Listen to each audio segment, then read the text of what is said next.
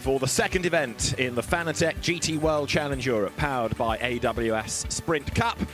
We're at the seaside, we're at Zandvoort, and we have a damp circuit to start the day in anticipation for qualifying for race 2. Yesterday, the race was rather dominated by Riccardo Feller and Alex Fontana for Emil Frey Racing with the Lamborghini, but with cars going onto wet tyres, a standalone qualifying session for today's 1 hour race for the grid to be decided in the next 20 minutes. It could be a very different look, it could be a very different feel to the race. David Anderson and John Watson with you for what promises, John, first of all, to be a really exciting qualifying session on a road that's only going to get drier as the session progresses. Love it, David. Nothing like a wet track that's going to get better as the session progresses. Everybody's going to be on tenterhooks waiting for that drying line to appear with a minute and a bit to go before the checkered flag comes out. Stuff of real racing drivers, I would say. What's the best plan here? Do you go out and put a banker lap in, or do you let everybody else go and dry the circuit for you and just go out right at the very end and do one banzai effort? To me, you've got to go out regardless of the conditions at the start of the session, and some cars clearly have got wet tyres on. We were getting views of different corners around the circuit. They were certainly not as wet as the pit lane. The pit lane may well be the wettest part of the racetrack right now. So I would assume those that are going out in wets will probably come in pretty quickly and put on a set of dry weather slicks, whether they will be new ones or whether they'll be the best of the rest and hold back the best of what they have until maybe the last 5 or 8 minutes of the session, when at which point the track should be at its best, assuming that the North Sea doesn't drag in any more rain.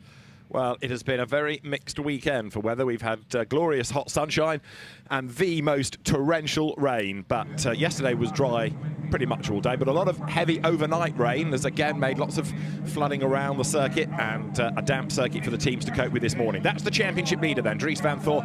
Disappointing day yesterday. Charles Weerts didn't qualify very well. The car got stuck in traffic and 8th was the result. So they're only 2 points now ahead of Riccardo Feller, who is second in the championship. Fred Vervies, good to go. Many of the teams yet to commit to tyres. You see the cars on the stilts, but not yet with wheels on, John. I mean, certainly the car, Fred Vervies' car, up on the jack stands.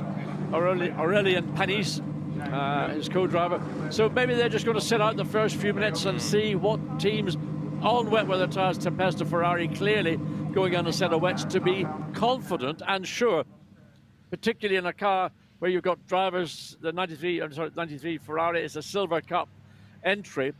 So they may be feeling that's the right way to go for us. Not necessarily for everybody in the pit lane. More wets again on the 107 Bentley. So probably the majority are going to go out and do an exploratory lap on the wet weather tyres. Nothing to lose in doing that. But of course, they need to be conscious that the track, when it starts to dry, will dry very quickly with the wind that's blowing. And with the way you've got an ambient of, 16.5 Celsius. Not exactly stellar warm, but nevertheless, combination of that and the wind. Track should be dry, in my view, a dry line in 20 minutes' time when this session concludes.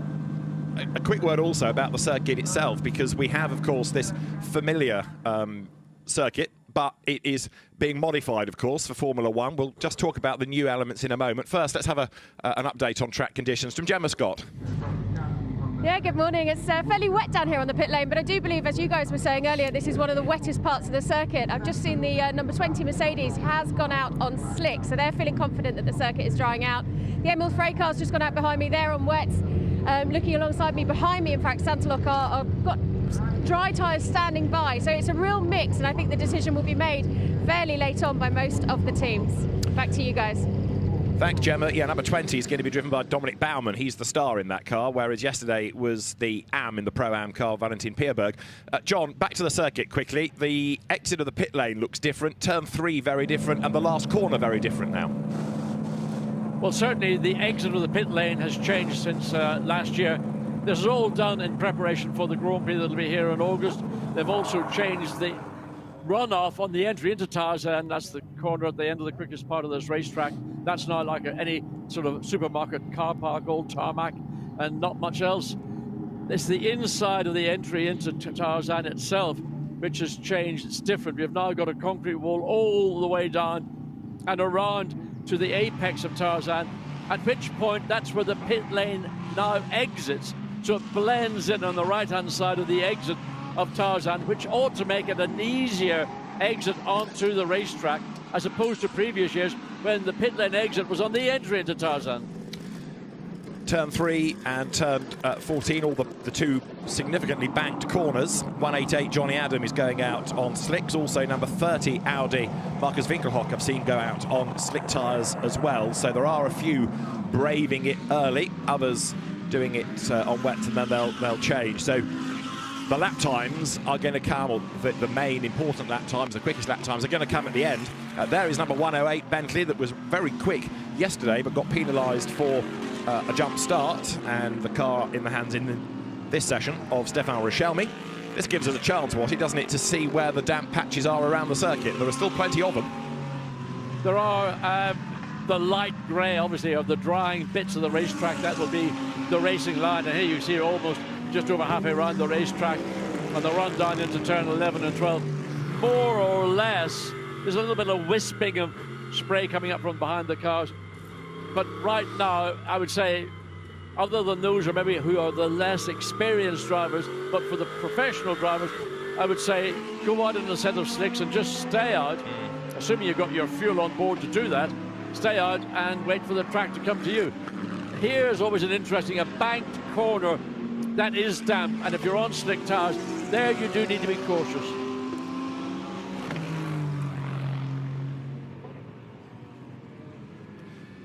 So there, 159 Aston Martin goes through, and that is Nikolai Kjærgaard. For the purposes of this session, the Silver Cup car, the sister car to 188, which there in the background is Johnny Adam. Now Johnny, no, that's 159, apologies, getting into the traffic. 188 went out with slicks, and I've got a feeling the Rinaldi Ferrari 33 has also ventured out on slick tyres with David Perrell at the wheel. However, the lap times, as I say, will get better and better and better as the road dries. There is Johnny Adam, who has done an absolute best middle sector, and that's the banked Arie Luyendyk curve onto the pit straight, and it is a significant banking, I'll tell you that, having tried to run around it last night. 108 comes in, onto slicks very early, so that's what, not even 3 minutes in, pit stop, get the slicks on, John. Yes, I think that's the right thing. It's the same as if you're in a race in these conditions. It's if you've got the drivers in your team, put it that way, the pro drivers who can handle these changing conditions, you want to get onto the drive with a slick tyre at the earliest opportunity, A, to get accustomed to how it feels on the racetrack, but also to get those tyres up to what would be cooking or racing temperature as the track begins to come to you. Look, 32 Audi, Dries van Thor behind the wheel now. Do you think Dries van Thor's on a set of wet weather tyres? Well, if he is, I think he wants to go straight back into the pits right now and put on a set of slick tyres. That's what he's going to do. He is. Did I get that one wrong again? Send your CV to Vincent Voss, John. Clearly, if he needs another team manager, you're in. There's 25, the Santalok Audi, onto slick tyres. That's Christopher Hasse. So here's the pattern. If you're not on slicks, go onto slicks. Yes, I mean, and you're looking at professional cars here. So Dries van Thor into the pits. Just difficult to see. What are they doing? Are they going to change? They are changing wheels and tyres. So he may well have been on a set of wet weather tyres. Dries van Thor sits impassively in the cockpit, eyes deep thought and concentration. And 15 minutes remaining. The 20 minutes just it evaporates. I was going to say something which I think maybe I shouldn't say, but you know what I mean. And Dries van Thor there having a little weave down the pit lane to urgently get some warmth in. Jack Aitken has done the target time, 1 minute 41.963. Jack hasn't raced here since 2013 in Formula Renault, but he's the quickest from Raichi Tomita. Johnny Adam up to third. Alex Fontana, yesterday's winner, is fourth. Here is Johnny Adam. So the beauty of this is you see just the one driver. You see a pro at work in a Pro-Am car. The man that's got more British GT titles to his name, Le Mans class winner, and we know just how good Johnny Adam is. This could be a candidate for pole position, couldn't it? This part of the racetrack looking a bit drier. Yes, I think the further you get into the countryside, or sorry, to say into the sand dunes, while the track may not be wet, it still may have an element of residue of the sand that would have blown onto the track once all the activity concluded Saturday evening. That's one of the joys of coming to Zandvoort, is you not only have to deal with possibly wind and rain, possibly just rain, possibly sunshine, possibly cloud. You've always got the sand. Yes. Like dry rain, that, isn't it? The pit lane is getting busy again, more and more people cycling through, but Jack Aitken is still the target time holder, 1:41.9. A number have yet to do a proper lap, but the Emil Frey team starting off on slick tyres, letting the road come to them, and it's the right pad, although Marcus Winkelhock on slicks now goes quickest, 1:41.306. Johnny Adams' lap is looking good. Raffaele Marciello has done an absolute best in the middle sector. Let's just get Johnny Adam over the line as he comes through that banked line-dike curve, takes the low line for the apex. Does he stay out? He does. Pit straight, still looking wet. Johnny Adam comes up, breaks the beam. And where does that put him? It puts him fastest, 1:41.242. Great lap. Indeed, the benchmark time, which was the time set for qualifying for yesterday's 1 hour race, is a 1:33.5. So right now, what we're 6 and a little bit seconds away from that. Bearing in mind, track conditions are far from ideal, but expect to see lap upon lap. Fred Vervies just popped in fastest overall time, 1:39.5. So already the time's almost literally, as I was trying to get it out what I wanted to say, Fred Vervies has gone fastest sector 2 and sector 3, and that's now been eclipsed because Stefan Rakelmi in the Bentley has gone fastest sector 3 as he goes on to his next flying lap. Yeah, Stefan Rakelmi, 1:08, currently 5th fastest. Now, this is Fred Vervies, who is currently the fastest in the session by 1.6 seconds over Johnny Adam, but we have still got just under 13 minutes to go, and the session is getting faster and faster all the time. The timing screen looks like Blackpool Illuminations because it's going purple for absolute best, it's going green for personal bests. It is a very colourful screen indeed at the moment as everybody is getting faster and faster and the road is getting drier and quicker. And just looking at Fred Vervies, you can see the confidence that he has got behind the wheel of his Audi. He's just absolutely at one with these conditions. Maybe these are the conditions that maybe we see the best of Fred Vervies. We know he's quick, any car, any time. Right now, well, he's just been eclipsed by another Audi, in fact, by 2 further Audis. Marcus Winkelhock's gone second quickest. Christopher Haase has now done a 1:39.1. So wait and see what Fred Vervies does when he concludes this lap as everybody else pounds around looking for that elusive dry line or drying line and the consequent improving time. Having to dodge round the Ferrari there. That was Chris Froggatt, almost in the way of Stefan Rakelmi, who had to go the wide line round. The Froggatt Ferrari looking very slow at the moment, suggesting he's about to bail for the pit lane. Possibly that relative lack of pace is down to tyre choice. Christopher Haase has done an absolute best in the first sector. Christian Engelhardt's Porsche now goes to the top of the times. We're into the 38s now, 38.4 for Christian Engelhardt. Stefan Rakelmi goes through, goes 7th. Wets off 163, slick being prepared, and 163 is Albert Costa. Unlucky yesterday in the race to cut a tyre when he just brushed past Christopher Mies. Yes, that was very unfortunate just on the entry into the Tarzan hairpin. So I would expect Albert Costa, who we know is a right little Spanish hot rod when it comes to dragging times out of Lamborghinis, he would certainly be one of my choices to see that coveted pole position. But Christopher Haase, look, personal best sector 1, fastest by over half a second, sector 2. The racetrack by the sector is picking up maybe 3 or 4 tenths per lap for everybody. Now, Haase has had a lap time cancelled for track limit abuse at turn 3. That lap is a 1:37.372 to go fastest, but I'm just wondering if that is going to stay. We'll see, but as Oscar Tunico has gone second in number 7 Mercedes, Nikolai Kjærgaard has gone third. Now Christian Engelhardt goes third. Track limits at turn 3. That's going high up the banking at this corner, John, yeah? Yes, keeping 2 wheels on, inside the white line. You're allowed 2 over the white line, but you're not permitted 4 over the white line. Still quite damp as they come out of the Hugenholz hairpin bend, particularly on the extreme exit of the racing line. But we are getting to a point now where there's enough heat into the tyres for them to work, to be able to cut through the damp surface. We are into the second half of the session. We've had an absolute best from Raffaele Marciello, number 88 Mercedes, 25th in the times. He's in the middle sector. Now, this is the time of the car to beat Christopher Haase's Audi, 1:37.372, times dropping all the while now. But Marciello, 2 purples. Number 88 Mercedes then, 2 absolute bests, and off the road has gone last year's winner here, Reichiro Tomita. He's going to get himself out of the tyre stack round the back of the paddock at the Hansens Bocht. Hopefully that's not going to affect Marchiello, who should have already gone past that part of the circuit. Tomita gets going. I'm just waiting for the Mercedes to come booming past the pits. Oscar Tunio has gone quickest on a 36, and Marchiello tops the times on a 1:36.103. There he is. That's your new pole car.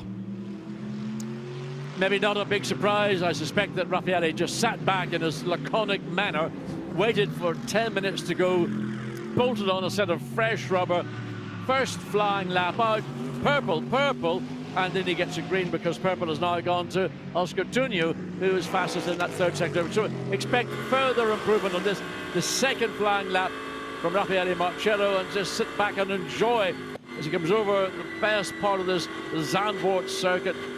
The drop down Skafneck, one of those corners which takes no prisoners whatsoever.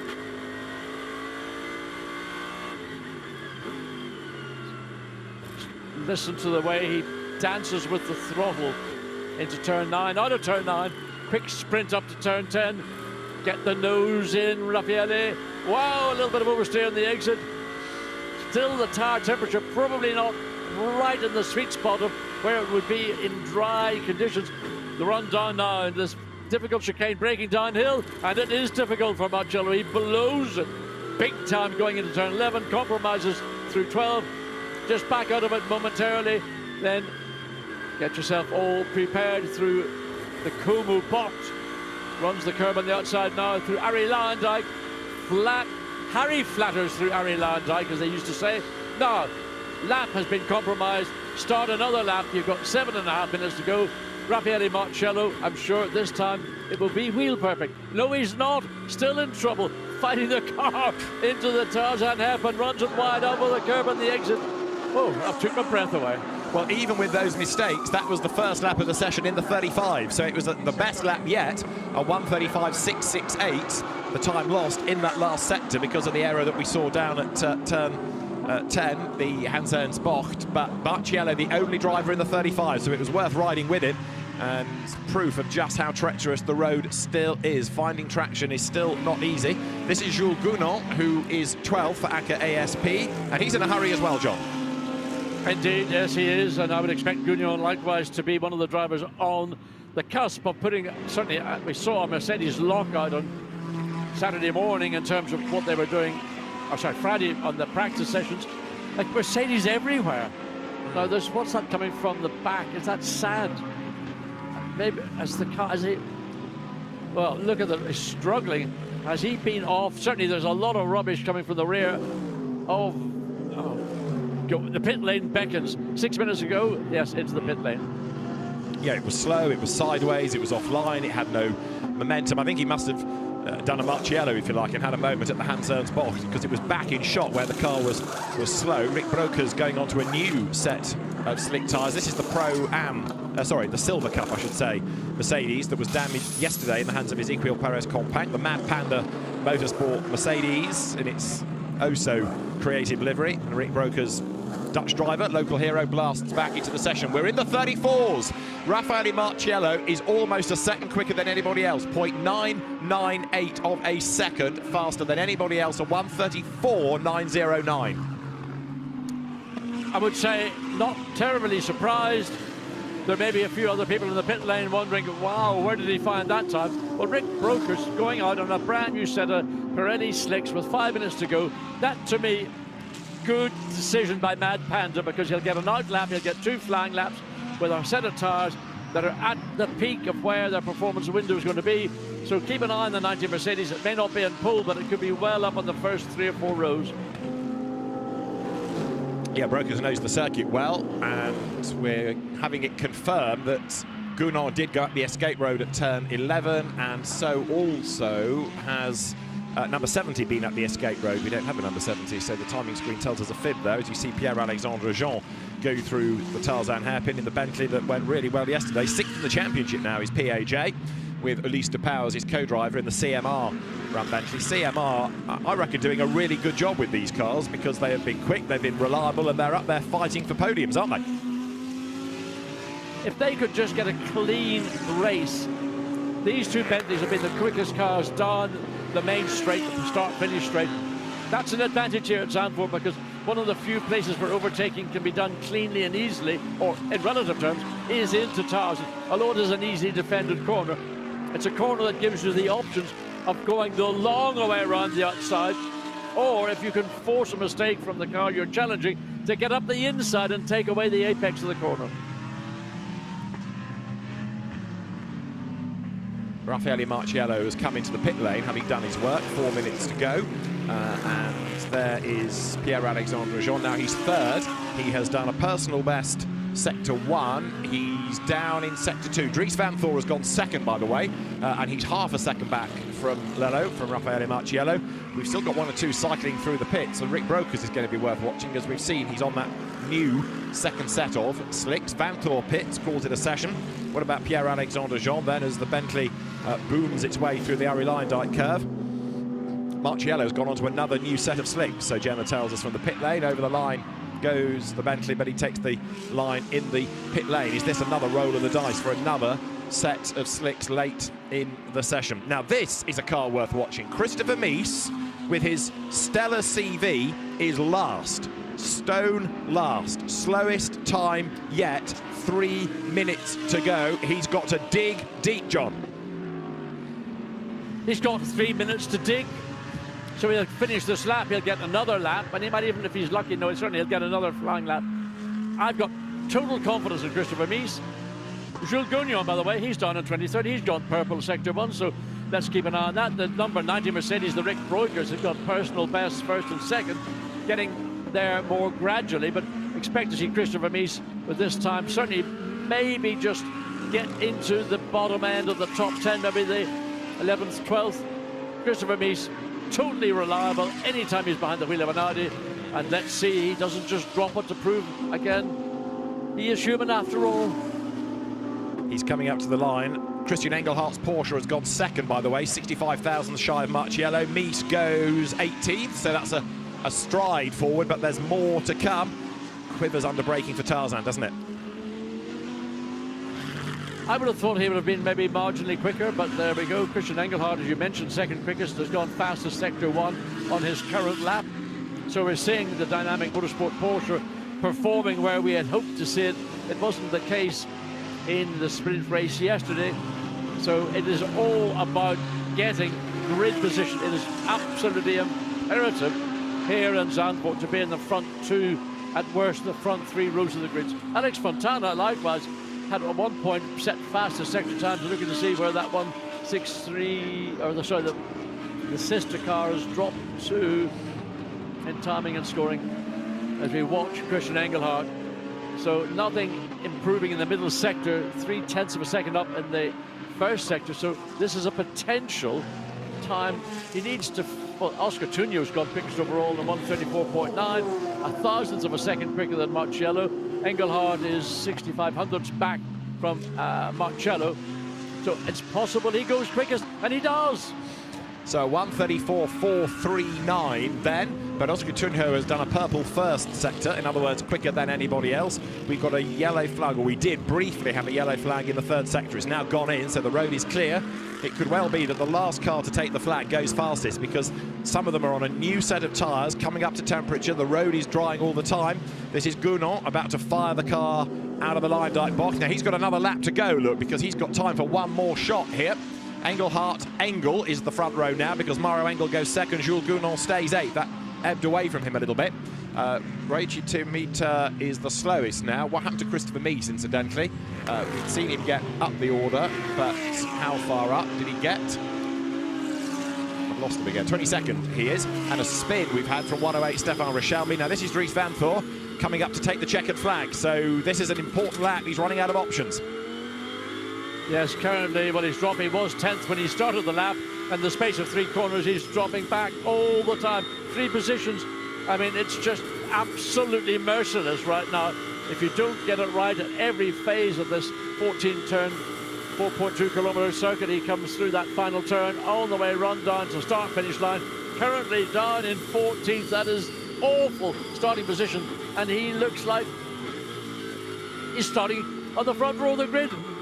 At the literally went from 14th to 2nd in the space of me trying to get a roll out. So great drive by WRT to get that car onto the front row of the grid, alongside Raffaele Marcello, who's actually done a lap time, 1:34.304, quickest by 1900th of a second. Trouble is it going to stay like that for WRT? Because it's changing all the time now. Marcello, Vanthoor, Engelhardt, Pierre-Alexandre Jean 4th, Albert Costa here has just been dumped down to 5th, Maro Engel is 6th, but almost every car coming over the line now is going to have an effect on the classification. Marcus Winkelhock, 19th, he pits early. Rick Brokers gets up to 16th. Johnny Adam, 18th as they come over the line. Jules Gounon has just gone through and he's 12th. Albert Costa up towards the line. Is this going to improve from 5th? He breaks the beam. He goes up 1 spot to 4th then, ahead of Pierre-Alexandre Jean. Is there anybody else still out there that might be an improver? Christopher Mies has gone back down to the foot of the times in number 66 Audi, which is a real surprise.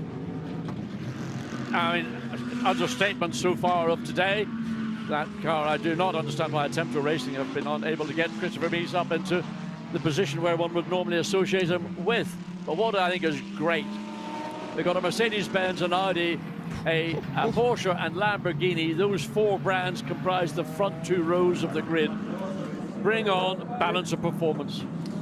Bring on the race. It's going to be a thriller, isn't it, on this evidence? You've just seen that replay of Raffaele Marciello rally crossing, got away with it, did a little bit of damage to the front of the car and to the trackside furniture, but Raffaele Marciello by 19 thousandths of a second is the fastest, and WRT at least celebrate the front row of the grid.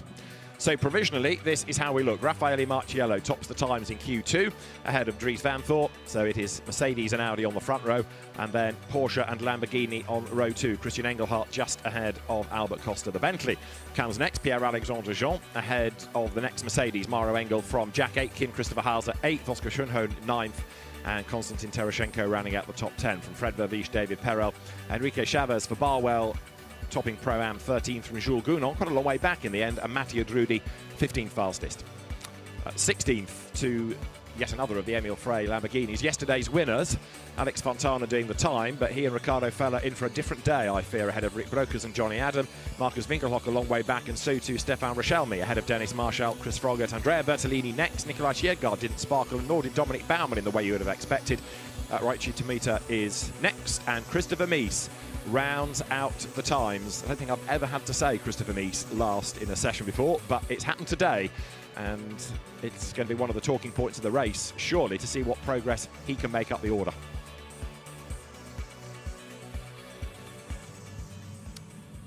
So there is the pit lane, cars making their way back in, and Raffaele Marciello coped brilliantly with the conditions. He is fastest, and he can talk about that lap with Gemma.